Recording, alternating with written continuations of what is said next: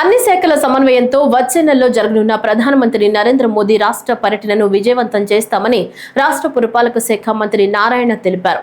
విజయవాడలో ప్రధాని అమరావతి పర్యటన ఏర్పాట్లపై మంత్రివర్గ ఉపసంఘం సమావేశం నిర్వహించగా ఈ సమావేశానికి మంత్రులు పయ్యావుల కేశవ్, నాదెండ్ల మనోహర్, ప్రభుత్వ ప్రధాన కార్యదర్శి విజయానంద్ తదితరులు పాల్గొన్నారు. ఈ సందర్భంగా మంత్రి నారాయణ మీడియాతో మాట్లాడుతూ ప్రధాని మే 2వ తేదీ మధ్యాహ్నం అమరావతికి చేరుకుంటారని, సాయంత్రం 4 గంటల నుంచి 5 గంటల వరకు బహిరంగ సభ ఉంటుందన్నారు.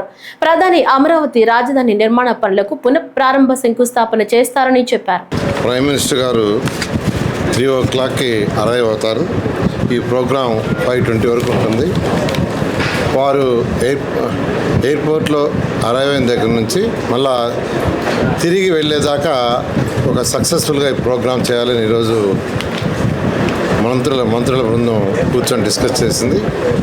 ఇందులో ముఖ్యంగా మొబిలైజేషన్ ఆఫ్ పబ్లిక్ అండ్ వాళ్ళని ఎలా యాక్చువల్గా ఒక ప్లాన్డ్గా సిస్టమేటిక్గా చేయాలి. ఎందుకంటే ఎండలు ఎక్కువగా ఉన్నాయి కాబట్టి వాటి ఎటువంటి ఇబ్బంది పడకుండా ఉండేదానికి అటు పోలీస్ డిపార్ట్మెంట్తోనూ మరియు మిగిలిన అన్ని డిపార్ట్మెంట్తోనూ ఈరోజు అనేక విషయాలు డిస్కస్ చేయడం జరిగింది.